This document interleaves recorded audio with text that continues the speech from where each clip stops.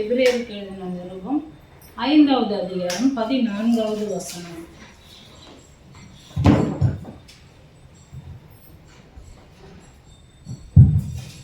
எபிரேயர் 5:14.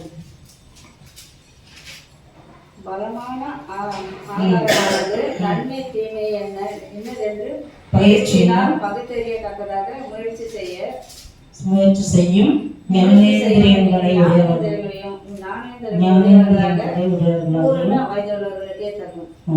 பைபிள்ல மிகப்பெரிய வார்த்தை எதுனா ஏசாயா 8:1-3 இருக்க மகேஷாலா வாஸ்வாஸ் அப்படிங்கிற வார்த்தை. ஆனா அதுவே ஒரு 13 எழுத்து தான் இருக்கும், 21 உறுப்புகள் இருக்கும். ஆனா இதுதான் எனக்கு தெரிஞ்சு பைபிள்லே பெரிய வார்த்தை. ஞானேந்திரியங்களை உடையவர்கள் 18 எழுத்து, ஒவ்வொரு உறுப்பா சேர்த்தா 28 உறுப்புகள் வருது பாருங்க. ஞானேந்திரியங்கள் உடையவர்கள் நம்மளை குறித்து தான் இது சொல்லியிருக்கு. ஏன்னா இந்த வசனத்துல ஒரு காரியம் வந்து பாருங்க, பலமான ஆகாரம். இன்னைக்கு போனோட தலைப்பு அதுதான். பலமான ஆகாரமானது நன்மை தீமை இன்னதென்று பயிற்சியினால் பகுத்தறியத்தக்கதாக. நம்ம டெய்லி கன்சிஸ்டண்டா டெய்லி ஜெபிக்கிறோம், ஆண்டவர் வசனத்தை கேட்கிறோம், அப்புறம் சமூகத்துக்கு ஓடி வரோம். இப்படி பண்ணும் பொழுது அந்த நம்ம பண்ற அந்த முயற்சிகள் யாருக்கு தகுதியா இருக்கும், யாருக்கு சரியா இருக்கும், யாருக்கு பூரண வயது உள்ளவர்களுக்கு அப்படின்னா என்ன அர்த்தம்னா வளர்ந்தவங்களுக்கு. அதுக்கு முன்னாடி இருக்கிற வசனம் பார்த்தீங்கன்னா 13 பால் உண்ணுகிறவன் குழந்தையா இருக்கிறபடினாலே நீதியின் வசனத்தில் பழக்கம் இல்லாதவன்னு இருக்கலாம். இதை எடுத்து நம்ம இப்ப பாக்குறோம். தொடர்ச்சியா என்ன பார்த்துக்கிட்டு இருக்கோம் புரிஞ்சாதான் இது ஏன் பார்க்கணும்னு புரியும். தொடர்ச்சியா என்ன பார்த்துக்கிட்டு இருக்கோம், நம்ம இது வரைக்கும் விதைக்கும் பொழுது சரியானதை விதைக்கணும். நம்ம அப்படி விதைக்கும் பொழுது அறுவடை எப்படி இருக்கும், 100 மடங்கு பலன், 1000 மடங்கு ஆசீர்வாதம், கோடாகோடி பெருக்கம் உண்டாயிருக்கும். அப்ப நல்லதையே விதைக்கும் பொழுது நல்ல விளைச்சலை நம்ம பார்க்க முடியுங்கிறத பாக்குறோம். அதை பற்ற ஆசீர்வாதத்துல வாழ முடியும் அப்படிங்கிறத பாக்குறோம். அது மட்டும் இல்ல, எந்த ஒரு பிரச்சனை நமக்கு ஜெபிக்கிறவங்களுக்கு வந்தாலும் ஜெபத்துல வரும்போது என்ன பண்ணணும், எந்த சூழ்நிலையும் நோக்கி பார்க்காம நானும் ஜெபம் பண்ணி கொண்டிருக்கிறேன். அப்படி இருக்கிறவங்க என்ன பண்ணுவாங்க, இன்னும் பிரச்சனை வந்தாலும் இன்னும் ஜெபம் பண்ணுவேன்னு சொல்றவங்களா இருப்பாங்க. அது மட்டும் இல்ல, தொடர்ச்சியா பிரச்சனை தொடர்ச்சியா பார்த்துக்கிட்டே இருக்கணும். அவங்க இடைவிடாமல் இரவும் பகலும் ஜெபிக்கிறவங்களா இருப்பாங்க. சமாளிக்கவே முடியல அவ்வளவுதான் அப்படின்னு உட்காரும்போது ஒன்னுக்கும் கவலைப்படாம ஜெபிப்பாங்க. இது வரைக்கும் பார்த்துருக்கோம், இதெல்லாம் தான் நம்ம பார்த்துருக்கோம். ஆனா இதை பார்க்கும்போது கேட்கும்போது சிலருக்கு அது எப்படிங்க முடியும், அது எப்படிங்க செய்ய முடியும் அப்படின்னு சொல்லுவாங்க. அவங்க எல்லாம் எப்படிப்பட்டவங்கன்னு புரிஞ்சாதான் நாம எப்படிப்பட்டவங்கன்னு நம்மளுக்கு புரியும். தொடர்ச்சியா இங்க வரவங்க அப்படிப்பட்டவங்க, இங்க இருக்கிறவங்க தான் அப்படிப்பட்டவங்க. இதை தொடர்ச்சியா உட்காந்து யூடியூப்ல கேட்டுட்டு இருக்கீங்க பாருங்க, ஒரு பிரசங்க கூட மிஸ் பண்ணாம உங்களை குறித்தும் தான் இது சொல்லி இருக்குது அப்படின்னு நம்ம புரிஞ்சுக்கணும். அது மட்டும் இல்ல, நாம எந்த சூழ்நிலையிலும் நம்ம ஆண்டவர் நம்மளுக்கு ஜெபி அப்படின்னு சொல்லிட்டோம்னா நம்ம அதுக்கு ரெடியா இருக்கிறோம், ஓடி வரோம். ஆனா நிறைய பேர் எப்படி இருக்கிறாங்க உலகத்துல, அவங்களுக்கு இப்ப இந்த காலகட்டத்துல பாத்தீங்கன்னா அவங்களோட ஃபுட் சிஸ்டமே வேற மாதிரி இருக்குல்ல. நம்மளுக்குலாம் என்ன அதிகமா வேப்பலை, கசப்பான பாவக்காய், நல்லா கடிச்சு சாப்பிடுறோம், முறுக்கு, கம்பளை கட்டி எதுவும் கொடுத்து வளர்த்தாங்க. இப்போ அப்படி இல்லை, எல்லாமே சாஃப்ட் பேஸ்ட்ரீஸ் இது மாதிரி ஐட்டமா சாப்பிட்றாங்க. பர்கர், பீஸா இது மாதிரி ரொம்ப சாஃப்டா சாப்பிட்டு பல்லும் உறுதியாக, அவங்களுடைய எலும்புகளும் உறுதியாக, ஆவிக்குரியதுமே அவங்க அப்படியே தான் இருக்கிறாங்க. அதுலயும் உறுதி இல்லாம இருக்கிறதுனால அவங்களால ஜெபம் பண்ண தோண மாட்டேங்குது. வேற காரியங்கள் இது இப்படி சொல்லியிருக்கு, அது அப்படி சொல்லியிருக்குன்னு போய் நிறைய காரியங்களை பாக்குறாங்க. இன்னைக்கு போனை திறந்தா கொட்டி கிடக்கு நிறைய விஷயங்கள், அதை பாக்குறாங்க. சபைக்கு வர்றது அவங்களுக்கு ஒரு பலமான ஆகாரமா தெரியல, வசனங்களை உட்கார்ந்து கேட்கறது ஒரு பலமான ஆகாரமா தெரியல. அவங்க இதுலயே முடிச்சுக்கிறாங்க காரியத்தை. அது மட்டும் இல்ல, அவங்க என்ன பண்றாங்க, எதா இருந்தாலும் போன்லெஸ் சிக்கன் அவங்க சாப்பிட்ற ஐட்டம்லாம் பாருங்க, சிக்கன் லாலிபாப் அதுல கூட பாருங்க அவங்க ஐட்டமே வேறமா இருக்குது. இதேதான் இப்ப ஆவிக்குரிய ரீதியில இதையே அப்ளை பண்றாங்க. எங்களுக்கு பலமா உபதேசம் டாக்டரின் எங்களுக்கு ஈஸியா நடக்கணும் உள்ள போற மாதிரி போன்லெஸ் பீஸ் மாதிரி எங்களுக்கு நல்ல வாக்கு தத்துவம், அந்த மாதிரி சிம்பிளா ஒரே நாள் டெய்லி ஒரு நாள் ஒரு வசனம் போதும், இதுல வேணாம் ஆகாரம் வேண்டாம் அப்படிங்கிற மாதிரி இருக்கிறதுனால அவங்களால பிரச்சனைன்னு வரும்போது ஜெபம் பண்றேன்னு போக முடியல, இரவும் பகலும் இடைவிடாமல் ஜெபிக்க போறேன்னு போக முடியல. அவங்களால என்ன பண்ண முடியல, ஒன்றுக்கும் கவலைப்படாம இருக்க முடியல. அவங்க கவலைப்படாம எப்படி இருக்கணும், ஜெபம் பண்றவங்களா இருக்கணும். ஆனா எப்படி இருக்கிறாங்க, உலகம் எப்படி இருக்கு, கிறிஸ்தவ உலகமும் அப்படி இருக்கு. எப்படி இருக்கிறாங்க, ஜெபம் பண்ணாம கவலைப்படாதவங்களா இருக்கிறாங்க. அப்ப அப்போ இதெல்லாம் மாறணும்னா நாம எப்படிப்பட்டவங்க, எப்படி இருக்கிறோம், நம்மளை குறிச்சும் அறிஞ்சு கொள்ள போறோம். இனி நாம எப்படி இருக்கணும் அதை குறித்தும் நம்ம பார்க்க போறோம். ஏன்னா இப்படி நம்ம உலக காரியங்களை புரிந்து கொண்டு வந்துட்டா நம்மள உலகம் என்ன பண்ணாது, நம்மளை ஷேக் பண்ண முடியாது. சங்கீதம் 112 வாசிச்சு பார்த்தீங்கன்னா அதுல போட்டிருக்கு இல்லையா, அவன் இருதயம் உறுதியா இருக்கும், அவன் அசைக்கப்படாது இருப்பான். எப்படி நம்மளை பத்தி சொல்லி இருக்கு பாருங்க. இப்படியெல்லாம் வெறும் வசனத்துல மட்டும் இல்லை, நம்மளும் அப்படிப்பட்டவங்களா இருக்க முடியுங்கிறத வேதம் கற்றுத்தருது. அப்ப அது எப்படி வரணும்னா அந்த பயிற்சியினால முயற்சி செய்யறோம் பார்த்தீங்கன்னா அவங்களாலதான் அது முடியும். சும்மா ஏதோ பார்த்துட்டு ஒரு 5 நிமிஷம் பார்த்துட்டு இல்லை 2 நிமிஷம் உபதேசம் போதும், எனக்கு 2 நிமிஷம் அழகான வார்த்தைகள் வந்தா போதும், ஜோடனையான ஓ நீ நல்லா இருப்ப, சூப்பரா இருப்ப, இப்படி நீ அங்க ஒன்று வேலை கிடைக்கும், இந்த ஆசீர்வாதம் இருக்கும், இது மட்டும் கேட்டுட்டா நீ நிறைய பேர் அதை பார்த்து ஏமாந்துடுறாங்க. பலமான ஆகாரம்னா அந்த காலத்துல எங்க அப்பாங்கெல்லாம் நல்லா எலும்பெல்லாம் கடிச்சு சாப்பிடுவாங்க. ஏன்னா நான் சாப்பிட்டது இல்லை, அவங்க சொல்லுவாங்க இதுலதான் டேஸ்ட் இருக்கு, இதுலதான் அந்த உள்ள இருக்கிற அந்த மஜ்ஜை போன் மேரோ சொல்லுவாங்கல்ல, அப்படியெல்லாம் சாப்பிட்டு அப்படிதான் இருந்தாங்க. இன்னைக்கு நாம அப்படி வேதத்துல நல்ல உபதேசங்களை கேட்டு பலமான ஆகாரமான வசனத்துல வளர நம்ம உறுதியா இருப்போம். எந்த சூழ்நிலை எவ்வளவு பிரச்சனை வந்தாலும் ஒண்ணுக்கும் கவலைப்பட மாட்டோம், இடைவிடாம இரவு ஜெபம் பண்ணுவோம், நாமளும் ஜெபம் பண்ணிக்கிட்டே இருப்போம். நம்ம ஜெபம் எப்படி இன்னும் அதிகமா ஜெபிக்கிறவங்களா இருக்கும். ஏன்னா ஜெபம்ங்கிறது ஒரு சாதாரண விஷயம் இல்லை, அதே சமயத்துல கஷ்டமானதும் கிடையாது. ஐயோ ஜெபம் பண்ணவே முடியாது போலங்கிற மாதிரி ஒரு விஷயமா இல்லை. அதை புரிந்து கொண்டால், அதை தினம் பயிற்சி பண்ணால், அந்த பயிற்சி உடையவர்கள் பூர்ண வயதுள்ளவர்களுக்கே தரும். இன்னைக்கு நிறைய பேர் அதுல அவர் சொல்றாரு, முன்னாடி வசனங்கள் வாசி பார்த்தீங்கன்னா, போதகரா இருக்க வேண்டிய நீங்கள் எப்படி இருக்கீங்க, பால் உண்ணத்தக்க குழந்தை போல இருக்கீங்க. இத்தனை வருஷம் சர்ச்சுக்கு வரீங்க, இத்தனை வருஷம் வேலை வாசிக்கிறீங்க, இத்தனை வருஷம் என்ன பண்றீங்க, நான் கழுத்துல சிலுவை போட்டிருக்கீங்க, எல்லாம் பண்றீங்க, ஆனா நீங்க எப்படி இருக்கீங்க, குழந்தைகளா இருக்கீங்க. ஒரு சின்ன பிரச்சனை வந்துதான் பாஸ்டர், ஒரு சின்ன பிரச்சனை வந்துதான் சிஸ்டர், இப்படியே போயிடணும். தவிர நாம எப்படிப்பட்டவங்க நம்மளுக்கு தெரியாம இருக்கு. சபை தேவையா, கட்டாய தேவை, எப்படிப்பட்ட காரியங்களை எடுத்து உரைக்க. அதே போல சபைக்கு நம்ம கண்டிப்பா ஓடி வரணுமா, நிச்சயமா ஓடி வரணும். ஏன்னா தேவன் நமக்கு அந்த அபிஷேகத்தினாலும் பலத்தினாலும் நம்மளை நிரப்புறாரு. அவருடைய பிரசனத்தினால நிரம்பி நாம போய் ஜெபிக்கும் போது அந்த ஜெபத்திற்கு பதில் உண்டு. இந்த பயிற்சியெல்லாம் எடுக்காம இருந்தா பலமான ஆகாரம் வேலை செய்யாது. அப்ப எப்படி இருக்கும், இந்த சும்மா சதை மட்டும் சாப்பிட்டுட்டு ரொம்ப சாஃப்டா இருக்கு, சாஃப்டாவே இருக்க வேண்டியதுதான். நிறைய காரியங்களை நம்மளால ஃபேஸ் பண்ண முடியாது. இன்னைக்கு ஏஐ அது இதுன்னு நிறைய இதுல போயிட்டு இருக்காங்க பாருங்க. ஆனா முக்கியமானது இந்த ஏஐ இல்லைங்க, இயேசுக்குள்ள நம்ம வளர இந்த ஞானம் பெருக அந்த ஞானத்தை கற்றுத்தந்து நம்மளை நடத்துவார். ஏன்னா அவரே ஞானம். 1 Corinthians 1:31 சொல்லப்பட்டிருக்கு இல்லையா, அவரே நம்முடைய நீதி, நம்முடைய ஞானம், நம்முடைய மீட்பு, நம்முடைய பரிசுத்தம் எல்லாமே அவர் இருக்கிறார். அப்போ உலகத்தை ஜெயிக்கும் வரைக்கும் கிறிஸ்துவுக்குள்ள வளரும்போது நம்ம அன்ஷேக்கபிளா இருப்போம், அன்ரீச்சபிளா இருப்போம். உலகத்துக்கு அன்பிரேக்கபிளா இருக்கும், பிரச்சனை வரும்போது அன்டச்சபிளா இருக்கும், உலகத்தின் பாவங்கள் நம்ம தொட முடியாது. அப்போ இதெல்லாம் நம்ம புரிந்து கொள்ளணும் பாருங்க. அப்போ நம்மளுக்கு இந்த பயிற்சி முக்கியம் பாருங்க. நிறைய பேர் இந்த பயிற்சிங்கிற வார்த்தையை மனசுல வச்சுக்கொள்ளுங்க. பயிற்சி, பழக்கம், பிராக்டிஸ், இதெல்லாம் உலகத்துல வெவ்வேறான பழக்கங்கள் இருக்கிறாங்க. வேணுமே அதை சொல்லி தருது, வாசிக்கலாம். என்ன பழக்கம் நமக்குள்ள இருக்கக்கூடாது. 2 பேதுரு 2:14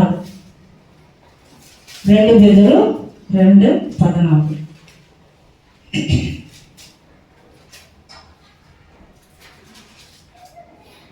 விபச்சார மயக்கத்தால் நிறைந்தவர்களும் பாவத்தை விட்டு ஓயாதவர்களுமா இருக்கிற கண்களை உடையவர்கள் உறுதியில்லாத ஆத்மாக்களை தந்திரமா கொடுத்து பொருள் ஆசைகளில் பழகின. இன்னைக்கு நிறைய பேருக்கு என்ன இருக்கு, பொருளாசை வந்துச்சுன்னா பாட்டு பாடியிருக்காங்கல்ல, ஒரு கண்ணு போச்சுன்னா அம்போ அபிஷேகம் போச்சு.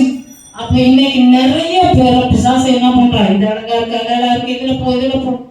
நமக்கு தேவைக்கு நம்ம வாங்கிக் கொள்ளணும். நம்ம விருப்பங்களை ஆண்டவர் நிறைவேற்றார். ஆனா நம்ம தேவையை யோசிக்க மாட்டோம். எது தேவை, எனக்கு இது ரொம்ப தேவை, ஆவிக்குரிய காரியம், இதை யோசிக்க மாட்டோம். விருப்பத்தெல்லாம் நிறைவேற்றதே ஜெபம் பண்ணுவோம். விருப்பங்களை தேவன் நிறைவேற்றார். தேவை எதுனா அதுக்கு நம்ம கான்சன்ட்ரேட் பண்ணும்போது ஆண்டவர் நம்மை அற்புதமா மாற்றுவார். ஆனா நம்ம பொருளாசைனால இருக்கக்கூடாது. பொருளாசையில பழகிறாங்க பாருங்க, இந்த பழக்கம் நம்மளுக்குள்ள இருக்கக்கூடாது. ஏசாயா 47:12 வாசிக்கலாம். ஏசாயா 47:12 எந்த பழக்கம் நம்மளுக்குள்ள இருக்கக்கூடாது.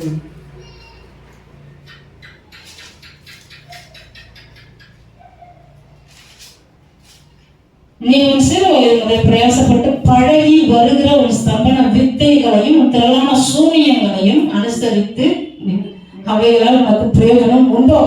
நிறைய பேர் எதுல பழகுறாங்களா? சூனியம் பண்றது. இதுல பழக அவங்க பணக்கம் பாருங்க, மற்றவங்களுக்கு ஒரு மந்திரம் வச்சு விட்டு வந்துடுவாங்க. இவங்க நல்லா வளர்றாங்க, இவங்க வளர்ச்சி கொடுக்கணும். எவனையாவது போய் பிடிச்சி எங்கேயாவது நம்ம பேசியிருக்கோம் பாருங்க, நம்மளுடைய யூடியூப்ல கூட இருக்கு. ஐயோ அம்மா பிள்ளை சூனியம்மா அது நிஜமா அப்படின்னு கூட பேசியிருக்கோம். அதை போய் கேட்டுப்பாங்க, என்னைக்கு சூனியம் வைப்பாங்க, அது எப்ப படிக்கும், அதெல்லாம். ஆனா நாம கிறிஸ்துவின் ரத்தத்தினால கழுவப்பட்டதுனால நம்ம மேல வச்சா எவ்வளோ பெரிய சூனியக்காரன், உலகம் மகா சூனியக்காரன் வச்சாலும் மந்திரவாதி வச்சாலும் நம்ம மேல பலிக்காது. ஏன்? பலமான ஆகாரத்தை சாப்பிடுற நாம பயிற்சியினால முயற்சி செய்து ஞானேந்திரியங்களை உடையவர்களா இருக்கிறோம். கிறிஸ்துவுக்குள்ள தினந்தோறும் வளர்றதுனால, இந்த உபதேசத்துல நம்ம வளர்றதுனால, ஓடி வர்றதுனால, டெய்லி கன்சிஸ்டன்டா ஆண்டவர்கிட்ட ஜபத்திலும் வேத வாசிப்பிலும் அவர் மேல வச்சிருக்கிற நம்பிக்கையிலும் ஒவ்வொரு நாளும் அவரை ஆராதிக்கிறதும் எல்லாவற்றையும் வளர்றதுனால என்ன பண்ண முடியாது? நம்மள தொட முடியாது. இன்னைக்கு நிறைய பேருக்கு நிறைய விஷயம் புரியல. அவங்கள விட நான் சூப்பரா பாடுவேன், இவங்கள விட சூப்பரா பிரசங்கம் பண்ணுவேன், இவங்களோட. ஆனா பார்த்தா எல்லாத்துக்கும் பயந்துன்னு இருப்பாங்க, நிறைய பிரச்சனைகளை சந்திச்சுக்கிட்டே இருப்பாங்க. அவங்க யோசிப்பாங்க, ஒரு தைரியமே இருக்காது. ஏன்? ஏன்னா அவங்க எப்படி இருக்கிறாங்க? போன்லெஸ் சிக்கன் சாப்பிட்றவங்களா இருக்கிறாங்க. ஆகாரம், பலமான ஆகாரத்தை உண்ணக்கூடியவர்களா இல்ல, பால் உண்ணவர்களா இருக்கிறாங்க. வெறும் குழந்தை தானே பால் குடிக்கும். சில குழந்தைங்களுக்கு பாலே செரிக்காது, பாலே செரிக்காது தெரியுங்களா? சில குழந்தைங்களுக்கு அப்படிப்பட்ட குழந்தைங்கலாம் இருக்குது. பால் மட்டும் குடிக்கிற குழந்தை போல இருக்கிறாங்க பாருங்க. வெறுமே நல்ல ப்ராமிசஸ், நல்ல ஒரு வாக்குத்தத்தம் வந்தா போதும், எனக்கு பெருசா உபதேசம் தேவையில்லை. சர்ச்சில் உட்காந்தா 1 மணி நேரம் பேசுறாங்க, 40 நிமிஷம் பேசுறாங்க, எங்களுக்கு கேட்க முடியல, அவ்வளவு நேரம் டைம் இல்லைன்றாங்க. ஆனா நல்லா யோசிப்பாங்க. 2 ஃப்ரெண்ட்ஸுங்க வெட்டி கதை பேசுறேன், நான் பார்த்துருக்கேன், கண்கூடா பார்த்துருக்கேன், நிறைய பேரை பார்க்குறேன். 3 மணி நேரம் பேசுறாங்க போன்ல. காலையில 11 மணிக்கு ஆரம்பிச்சு மதியானம் 4 மணி வரைக்கும் கூட பேசுறாங்க. அப்ப யோசிச்சு பாருங்க, அந்த வெட்டி பிரிச்சுதான் உங்களுக்கு பேச டைம் இருக்கு. ஆனா சபைக்கு வந்து இந்த காரியங்களை, நம்முடைய வாழ்க்கைக்கு பிரயோஜனமானதை கேட்கக்கூடிய பொறுமை அவர்களுக்கு இல்லை. ஏன்னா பலமான ஆகாரத்தை குறித்த ஞானம் அவர்களுக்கு இல்லாம இருக்கு. இன்னொரு காரியத்தை வாசிக்கலாம், எதுல பழக்கமா இருக்காங்க உலகத்துல இருக்கிறாங்க. எரேமியா 9:17 வாசிக்கலாம். எரேமியா 9:17. நீங்கள் யோசனை பண்ணி புலம்பற்காரிகளை வரவழைத்து அதிலே பழகின ஸ்திரீகளை. அப்போ புலம்பர்களே சில பேர் இருக்காங்க. எங்களுடைய உறவுக்காரங்க ஒருத்தவங்க இறந்துட்டாங்க பாருங்க, அந்த ஒப்பாரி வைக்கிற கூட்டம் ஒண்ணு இருக்கு. அது வந்து இதுல கூட இருக்கு, அந்த வார்த்தை ஒப்பாரின்னு இருக்கு பாருங்க. புலம்புறதுக்குனே அதுல பழகி இருக்கிறாங்க, ஒப்பாரி வைக்க பழகி இருக்கிறாங்க. இப்போ பொருளாசையில பழகினவங்க இருக்கிறாங்க, உலகத்துல சூனிய வைக்கிறதுல பழகினவங்க இருக்கிறாங்க. எதெல்லாம் பழக்கவங்க பாருங்க, எதுல பழக்கம் இருக்கணும், எதுல இருக்கக்கூடாது. அடுத்தது வாசிக்கலாம், எரேமியா 9:5 வாசிக்கலாம். அவர்கள் மெய்யை பேசாமல் ஒவ்வொருவரும் தமக்கு அடுத்தவனை ஏற்கிறார்கள், பொய்யை பேச தங்கள் நாவை பழக்குகிறார்கள். பொய் பேசுறதுல பழக்கம், பிராக்டிஸ் பண்றாங்க. சொல்லுவாங்க, நீ இப்படி சொல்லி வேலை கொடுக்கறது யோசிப்பாங்க. அப்ப பொய்யும், பொய்க்கு பிதாவும் யாரு? பிசாசு. அப்ப நம்ம பொய் பேசிட்டாலே அங்க நடுவுல பிசாசு வந்துடும். நம்ம உண்மை பேசும்போது நம்ம மத்தியில பரிசுத்த ஆவியானவர் இருப்பாரு. அப்ப எந்த பழக்கம் நம்ம இருக்கக்கூடாது? பொருளாசையில நம்மளுக்கு பழக்கம் இருக்கக்கூடாது, சூரியன் வைக்கிறதுல பழக்கம் இருக்கக்கூடாது, புலம்புறது ஒப்பாரி வைக்கிறதுல பழக்கம் இருக்கக்கூடாது. நம்ம சந்தோஷம் உள்ளவர்களா இருக்கணும். அதனால்தான் போன வாரத்துல பார்த்தோம் இல்லையா, என்ன பார்த்தோம்? ஒன்றுக்கும் கவலைப்படணும். கவலையே ஒரு வித பிசாசோட பிரசனத்தை கொண்டு வந்துடும். அப்புறம் பொய்யை பேச நாவை பழக்கம், இதுவும் நமக்குள்ள இருக்கக்கூடாது. வேற என்ன பழக்கம் இருக்கு? 1 தீமோத்தேயு வாசிக்கலாம். 1 தீமோத்தேயு 5வது அதிகாரம் 13வது வசனம்.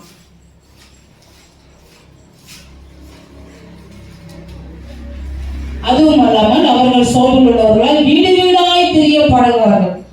சில பேருக்கு வேலையே என்ன தெரியுங்களா? இவங்க வீட்டுல தூங்கி எஞ்சுதான் காலைல சாப்பிட்டுட்டு வீடு வீடா போவாங்க. போய் அவங்க வீட்டுக்கு கதையெல்லாம் கேட்டு, நீங்களாம் பார்த்தது இல்லைன்னு எனக்கு தெரியல, நான் நிறைய பேர் பார்த்துருக்கேன். அதனால எங்க அம்மாட்ட சொல்லி வச்சிருவேன், அம்மா தயவுசெய்து எல்லாரும் வீட்டுக்குள்ள விடாதீங்கம்மா, நம்ம தேவையில்லாத கஷ்டத்தை நம்மளே வாங்கி தலையில போட்டுக்க வேணாம் அப்படின்னு சொல்லி வச்சிருக்கேன் பாருங்க. அதுக்கப்புறம் ஜாக்கிரதையாயிட்டாங்க. வீடு வீடாய் தெரிய பழகுவோம். தேவையில்லாத விஷயங்களை போட்டு இருக்கிறவங்க மனசையும் எடுத்து இவங்களுக்கும் நிம்மதி இல்லை. அப்போ பொருளாசையில பழக்கம் இருக்கக்கூடாது, சூனியம் வைக்கிறதுல பழக்கம் இருக்கக்கூடாது, புலம்புற காரியங்களா இருக்கிற பழக்கம் நம்மளுக்குள்ள இருக்கக்கூடாது, பொய் பேச நாவை பழக்குகிற அந்த பழக்கம் நம்மளுக்குள்ள இருக்கக்கூடாது, வீடு வீடாய் தெரிகிற பழக்கம் நமக்குள்ள இருக்கக்கூடாது. எதை பழகணும், நம்ம எதை பழகணும் அப்படின்னு வேதம் நம்மளுக்கு சொல்லி தருது. வாசிக்கலாம். உபாகமம் 14:22. இந்த பழக்கம் தான் நாம எப்படி இருப்போம்? பலமான ஆகாரம் உண்ணுகிறவர்களா இருப்போம். உபாகமம் 14:22. நீ உன் தேவனாகிய கர்த்தருக்கு எப்போதும் பயந்திருக்க பழகுவதற்கு வருஷந்தோறும் நீ விதைக்கிற விதையினாலே வயல்களில் விளையும் எல்லா பலன்களிலும் தசமபாகம் எல்லா பலனையும் அவருக்கு பயந்திருக்கு நீ பழகுனா இதெல்லாம் செய்வோம். நம்மளுக்கு எல்லா பலன் அப்படின்னு நம்ம என்ன நினைச்சுக்கிறோம்? சரி, தசம பாகம் மட்டும் கொடுத்துருவோம், வர சம்பளத்துல கொடுத்துருவோம். இந்த நாளே தேவன் தந்தது. அப்ப 3 மணி நேரம் கர்த்தர் கொடுக்கணும். அது கொடுக்குறோமா? ஒரு அரை மணி நேரம், 1 மணி நேரம், 1.5 மணி நேரம் ஞாயிற்றுக்கிழமை வந்து உட்கார முடியல. வாரத்துல ஒரு நாள் கொடுக்கறதே முடியல. ஆனா நாம எல்லா விளைவிலும் பலனை கொடுக்கிறோமா? நம்ம நேரத்தை கொடுக்கிறோமா? ஆண்டவர் நமக்கு கொடுத்த ஞானத்தை எங்களுக்கு சொல்லி கொடுத்தாங்க பாருங்க. லீடர்ஷிப் ட்ரைனிங்ல சொல்லி கொடுத்தாங்க. இதெல்லாம் உன்னுடைய ஞானம், உன்னுடைய பணம், உன்னுடைய நேரம், இது 3ஐயும் நீ கர்த்தருக்கு சரியா கொடுத்துட்டீன்னா நீ தான் பெஸ்டா வரும்னு சொல்லி கொடுத்தாங்க. புடிச்சிக்கிட்டேன் நான் அதை. அப்ப அது ரொம்ப முக்கியம் பாருங்க. நம்மளுக்கு ஆண்டவர் கொடுக்குற திறமைகள்ல கர்த்தரை மகிமைப்படுத்துறோமா? நம்ம நேரத்துல ஒவ்வொரு நாளும் கர்த்தரை மகிமைப்படுத்துறோமா? நம்மளுடைய விளைச்சல், அதாவது நம்மளுடைய சம்பளமா இருக்கலாம், நமக்கு கிடைக்கிற நன்மைகளா இருக்கலாம், அதுல கர்த்தரை நம்ம மகிமைப்படுத்தணும். இப்படி ஏன் இதெல்லாம் செய்யணும்னா அப்பதான் கர்த்தருக்கு பயங்கரம்னு இருக்கும்.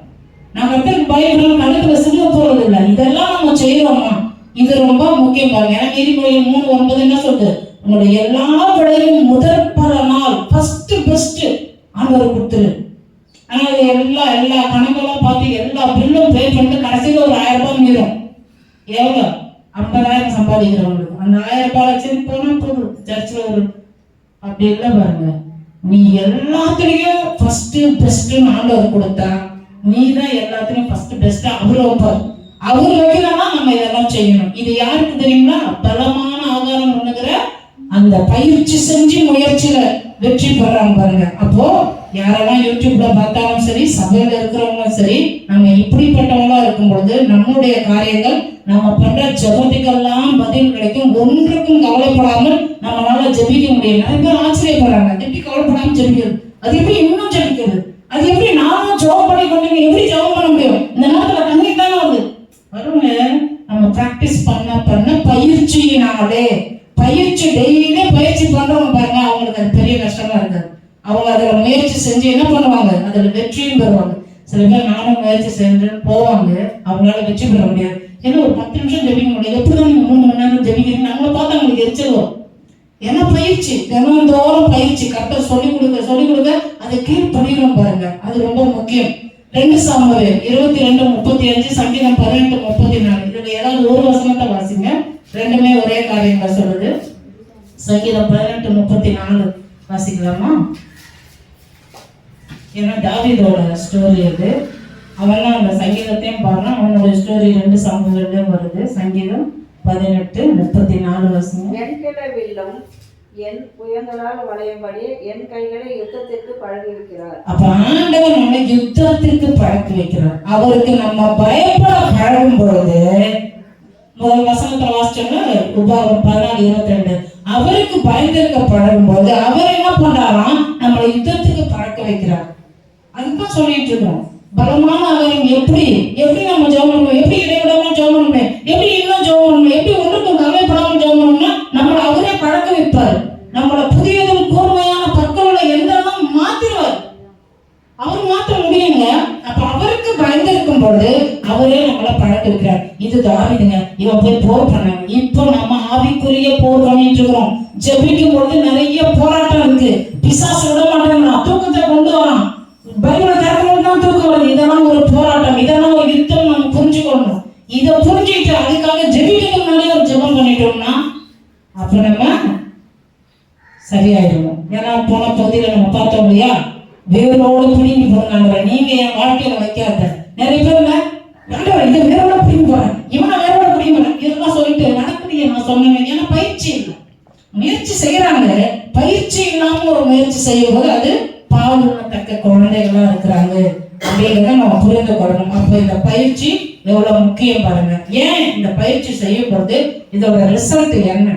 நாம எதெல்லாம் பழகக்கூடாது அதெல்லாம் ஒரு 5 லிஸ்ட் வாசிச்சோம். அதெல்லாம் பழகாம கர்த்தருக்கு பயந்திருக்க பழகும் பொழுது என்னென்ன செய்யணும்? அப்ப அவர் நம்மளை எப்படி பழக வைக்கிறார் யுத்தம் செய்யும்படி? அப்படி இருக்கும் பொழுது நாம எப்படி மாறிடுவோம் தெரியுங்களா? அந்த வசனத்தை எடுத்துக்கொள்வோம். எபிரேயர்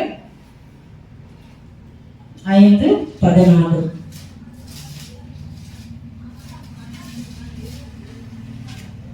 எபிரேயர் 5:14. பலமான ஆகாரமானது தன்னை நன்மை தீமை என்று பயிற்சியினால் பகுத்தறியத்தக்கதாக முயற்சி செய்யும் ஞானேந்திரியங்களுடைய பூரண வயதுள்ளவர்களுக்கே தகும். முன்னாடி இருக்கிற வசனம் 13 என்ன போட்டிருக்கு? நீதியின் வசனத்தில் பழக்கம் இல்லாதவனா இருக்கிறான். யாரு? இந்த குழந்தை போல இருக்கிறான். அது என்ன நீதியின் வசனம்? நீதியின் என்னது நம்மளுக்கு தெரியும். ஆண்டவருடைய நீதியானது இயேசு கிறிஸ்துவை விசுவாசிக்கிறான். அதை அவன் 15:6 வசனம் வாசிச்சு பாத்தீங்கன்னா, ஆபிரகாம் கிட்ட ஆண்டவர் சொல்லுவாரு, நான் உனக்கு பிள்ளைய தருவேன்டா, நீ கவலைப்படாத, உன்னை பெரிய ஜாதி ஆக்குவேன் அப்படின்னு சொல்லுவாரு.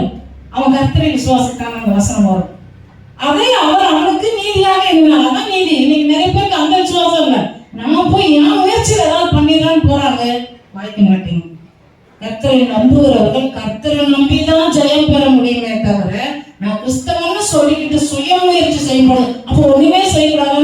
நம்ம செய்ய வேண்டியதை செய்யணும். இதை செய்யும் போது இதுல ஒரு வெற்றியை, ஒரு ஜெயத்தை கொடுக்கிறவர் என் ஆண்டவர்னு அறிக்கை செய்யும் பொழுது அங்க வெற்றியும் ஜெயமும் வரும்.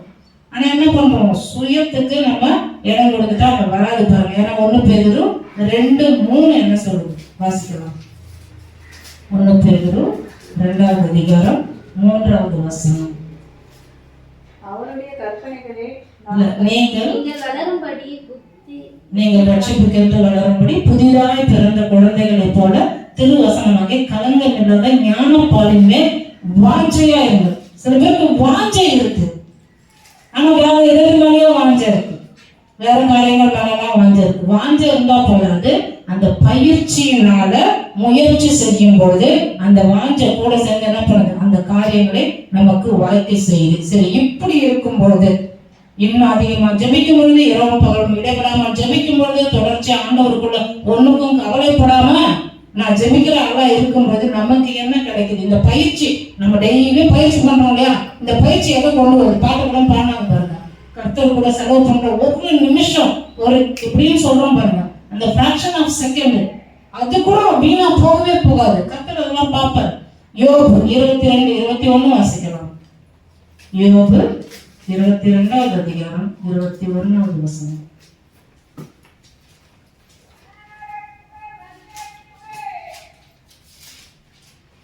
நீ அவர்களோட பழகி சமாதானமாய் இரு, அதிலே உனக்கு நன்மை வரும். அப்ப பாருங்க, சமாதானமா யாரை குறித்து சொல்லுது? அவருங்கிறது தேவனை குறித்து சொல்லுது. உனக்கு சமாதானம் கிடைச்சிடும் அவர் கூட நீ பழகிட்டீங்க. அது மட்டும் இல்ல, அந்த சமாதானம் உனக்கு நன்மையை கொண்டு வரும். இன்னைக்கு இதுதான் இல்ல, கர்த்தர் கூட பழகிட்டு பழக்கம் வேற கூடவே இருக்கிறதுனால சமாதானம் இல்லை உள்ளத்துல.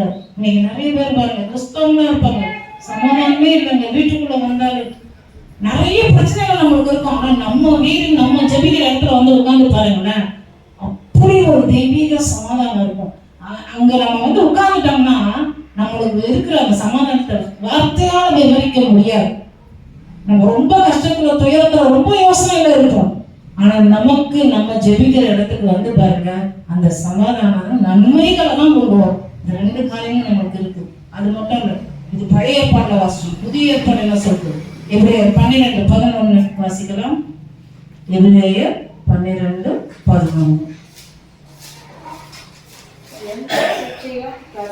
தற்காலத்திலே சந்தோஷமாய் காணாமல் துக்கமாய் காணும். ஆகிலும் பிற்காலத்தில் அதை பழகினவர்களுக்கு அது இறுதியாக சமாதானப்படவில்லை. அப்போ இன்னைக்கு நிறைய பேர் என்ன நினைச்சுக்கிறாங்க? கர்த்தர் இதை செய்யாது, அதை செய்யாது, இப்படி பழகாது, அப்படி பழகாது, அந்த பழக்கம் உனக்கு வேணாம், இந்த பழக்கம் உனக்கு வேணாம், நீ ஏன் பிள்ளை எனக்கு பயங்கர பழகு, எல்லா விலைகளும் முதல் பண்ண கொண்டு வா, நான் உன்னை பழக்க வைக்கிறேன், நான் உன்னை இது உதவியா மாத்திரம் அப்படின்னு இப்படியே சொல்லிட்டே இருக்கிறேன் அப்படின்னு இவங்களுக்கு ஒரு வெறுப்பு வருது பாருங்க. ஆனா இங்க என்ன போட்டுருக்கு? தற்காலத்துல சந்தோஷமா தெரியாது, வெறுப்பா இருக்கும், வேதனையா தான் இருக்கும். ஆனா பிற்காலத்துல அது எப்படி இருக்குமா? நீதியாகிய சமாதான பலன். யாருக்கு?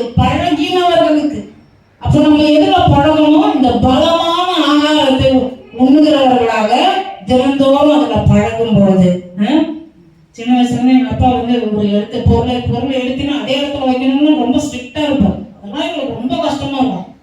ஆனா நான் ஒரு உறவுக்காரர்கள் வீட்டுல போய் இருக்கும்போது அவங்க சொன்னதெல்லாம் டக்கு டக்குன்னு செய்யும்போது இந்த வயசுலையும் அவங்க ஆச்சரியப்பட்டாங்க, எப்படி நீங்க சளைக்காம செய்றீங்க. ஏன்னா எங்க அப்பா எங்களுக்கு பழக்கி விட்டார் சின்ன வயசுல இருந்தே.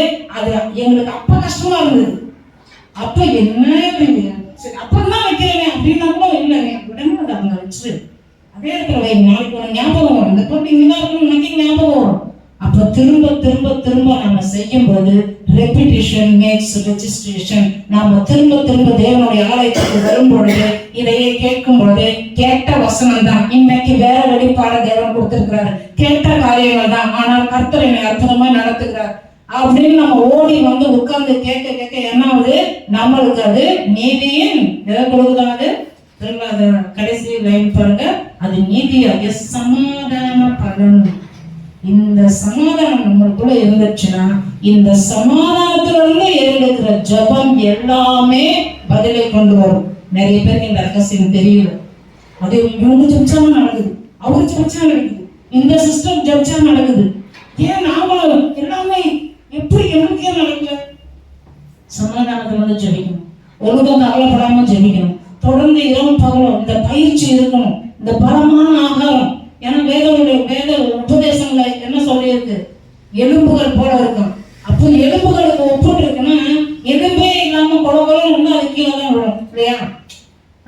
நல்லா யோசிச்சு பார்க்கணும் பாருங்க. நம்மளுக்கு வெறும் நாக்கு மட்டும் வாயில இருந்தா எதையுமே கடிச்சு சாப்பிட முடியாது. பல்லு எதுக்கு ஆண்டவர் கொடுத்தாரு? மென்னு சாப்பிடுறது. அப்ப நொறுங்கத்தின் தான் 100 வயசு வாழலாம் அப்படின்னு பழமொழிலாம் சொல்றாங்க. அப்ப ஆண்டவருடைய வசனத்தை சங்கீதம் முதல் அதிகாரமே சொல்லி தருது. இதுல இரவும் பகலும் தியானமா இருக்கிற மனுஷன் பாக்கியவான். எப்படிப்பட்டவன்? நீர்க்காலின் ஓரமாய் நடப்பட்டு தன் காலத்தில் தன்களையை தந்து இடையுதிராது இருக்கிற மரத்தை போடுவாங்க, செடித்து பூத்து காய்த்து சூப்பரா இருப்பான் அப்படின்னு சொல்லி நம்ம பிடிச்சுதான் சொல்லுது. அப்ப நம்ம பலமான ஆகாரத்தை உண்ணுவதற்கு தயாரா இருக்கணும். இது வரைக்கும் அப்படிதான் நான் இருக்கிறேன், எனக்கு எப்ப வரும்? உங்களுக்கு தான் இன்னும் ஜெபிக்க தெரியும் இல்லையா? இரவு விடாம ஜெபிக்கிறீங்க இல்லையா? நீங்க ஒண்ணும் கவலைப்படாம ஜெபிக்கிறீங்களா? இன்னும் தொடர்ந்து அந்த பயிற்சியை பழகுங்க. இன்னும் நீங்க பழக அதுல உங்களை போல பெஸ்ட் யாருமே இருக்க முடியாது. அப்படிப்பட்ட இடத்துக்கு நீங்க வந்துருவீங்க. அப்போ நீதியும் இந்த சமாதான பலன் உங்களுக்கு உண்டாகி இருக்கும். நாம் ஜெபிக்கும்படி எழுந்திருக்கலாம். அப்ப இன்னைக்கு நம்ம எதை கற்றுக்கொண்டோம்? நம்ம யோசிக்கணும். இந்த பலமான ஆகாரம் வந்து நான் குழந்தை இல்லை, நான் பல வருஷமா சர்ச்சைக்கு வரேன், குழந்தை இல்லை, எனக்கு வெறும் பால் இல்லை, இது ஞானப்பால் தான். சும்மா பாலையே குடிச்சிட்டு இருந்தா என்ன வரும்? அந்த பால் என்னங்க, பாலும் இதுதான், வசனமும் இதுதான், ஞானப்பாலும் இதுதான் பலமான ஆகாரம். அப்படின்னா பாலை அதை கடைஞ்சா மோர் தயிர், அதை கடைஞ்சா வெண்ணெய், அதை கடைஞ்சா நெய். சின்ன குழந்தைங்களுக்கு நெய் கொடுக்க கூடாதுன்னு சொல்லுவாங்க. நெய் பலமான ஆகாரமா மாறி. அப்போ நாம இதே வசனங்கள் தான், ஆனா இதை தியானிக்க இருக்கிற உபதேசங்களை கேட்க கர்த்தருடைய வசனத்துக்கு கீழ்ப்படிய அனுதினமும் ஓடி வர கர்த்தருடைய சமூகத்துல வந்து உட்கார்ந்து கவனிக்கும் போது ஆண்டவர் விட்டுற மாட்டாரு. நம்முடைய ஜெபம், ஒவ்வொரு ஜெபத்திற்கும் பதில் உண்டு. சில ஜெபங்கள் தாமதமாகலாம், பதில் இல்லைன்னு அர்த்தம் இல்லை. இல்லைன்னா முதல்ல இல்லைன்னு சொல்லுவாரு. நம்மளை காக்க வச்சு வெறுப்பேத்தி கடைசியில இல்லைன்னு சொல்ற கையாளாத ஆண்டவர் இல்லை. நம்ம ஹீரோ அவரு, நம்ம நாயகர் இயேசுவே நம்முடைய நாயகர். அவரு இல்லைன்னா முதல்ல இல்லைன்னு சொல்லுவார். அவர் அருமையா நம்மளை கிறிஸ்துவுக்குள் ஆமென் என்றும் எல்லா வாக்குத்தத்தமும் கொடுக்கப்பட்டிருக்குன்னு வேதம் சொல்லுது. அதனால நாம இந்த பயிற்சியை விட்டுறக்கூடாது. பலமான ஆகாரத்தை சாப்பிடுறத விட்டுறக்கூடாது. ரொம்ப முக்கியம் பாருங்க. நம்ம ஆவிக்குரிய உள்ளான மனுஷன், நம்முடைய ஆவி மனுஷன் பலம் பெறணும்னா இந்த பயிற்சியில நம்ம தொடர்ந்து இருக்கும் பொழுது, இந்த பலமான ஆகாரத்தை உண்ணும் பொழுது நிச்சயமாக நம்முடைய ஜெபங்களுக்கு பதில் உண்டு. நம்முடைய சமாதானம் நன்மையை கொண்டு வரும், அது நீதியின் பலனை கொண்டு வரும். நாம் பலன் பெறுகிறவா இருக்கும். அந்த பலன் எப்படிப்பட்டதா இருக்கும்? கண்ணீரோடு இன்னைக்கு விதைக்கிறவங்களா இருக்கலாம். கம்பீர அறுவடை இருக்கு, 100 மடங்கு பலன், 1000 மடங்கு ஆசீர்வாதம், கோடி பெருக்கும் நிச்சயம் உண்டு. வேதம் பொய் சொல்லல. நம்ம தொடர்ந்து பயிற்சி பண்ணும் பொழுது அந்த முயற்சி என்ன பண்ணும்? நமக்கு நன்மைகளை கொண்டு வரும். அன்பு இறக்கமுள்ள நல்ல பிதாவே, இயேசுவின் நாமத்தினாலே உங்களிடத்தில் வருகிறோம். நன்றி செலுத்துகிறோம். எப்பேற்பட்ட நல்ல கர்த்தரை, அன்பின் ஆண்டவரை, எங்கள் தேவாதி தேவனை நாங்கள் துதிக்கும்படிக்கு, ஸ்தோத்தரிக்கும்படிக்கு, சர்வ வல்லமையுள்ள ராஜா, இது இந்த வேளையிலும் நீர் எங்களோடு கூட பேசினீர். எங்கள் ஜெபங்கள் எல்லாவற்றிற்கும் பதில் உண்டு என்றால் பலமான ஆகாரத்தை நாங்கள் உண்ணும்படி குழந்தைகளாய் இராமல் ஞானேந்திரியங்களை உடையவர்களாக ஆண்டவரே எல்லாவற்றிலும் எங்கள் முயற்சி செய்யும் போது அந்த முயற்சியை ஆசீர்வதிக்கிற கர்த்தர் எங்களோடு இருக்கிறீர்.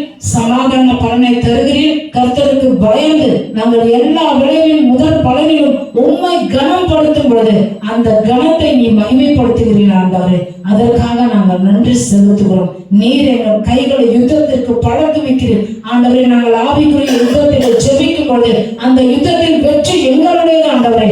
நீதியின் பலனையும் சமாதானத்தின் நன்மைகளையும் எங்களுக்கு தந்து நடத்துகிறவர் எங்களோடு கூட இருக்கிறீர்கள். அதற்காக நாங்கள் நன்றி செலுத்துகிறோம். இதோ இதை பார்த்து கொண்டிருக்கிற, கேட்டுக்கொண்டிருக்கிற ஆண்டவரே ஒவ்வொரு பிள்ளைகளும் எங்கள் சபையும் உங்கள் கரத்தில் ஒப்புடுகிறேன். இயேசுவின் நாமத்தினாலே இந்த வேளையிலே இவர்கள் ஜெபங்கள் ஒவ்வொன்றுக்கும் பதில் தருவீராக.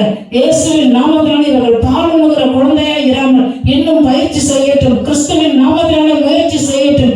எல்லாவற்றிலும் நீதியாகி இயேசுவை பிடித்துக் கொள்ளட்டும். ஆண்டவருடைய சமூகத்திலே வந்து இவர்கள் இருதயத்தின் வாஞ்சைகளை எல்லாம் பெற்று இயேசுவின் நாமத்திற்கு மகிமை செலுத்தும்படிக்கு ஒவ்வொரு ஜெபங்களும் நீர் கேட்டு பதில் தருவீராக. இந்த குடும்பங்கள் ஒவ்வொன்றும் இயேசுவின் நாமத்தினாலே ஆசீர்வதிக்கப்பட்டு உலகத்தில் ஆண்டவரை ஜீவனுள்ள சாட்சிகளை நீர் மாற்றப் போகிறீர் என்று ஆசீர்வதித்து ஒப்புவிடுகிறேன் பிதாவே.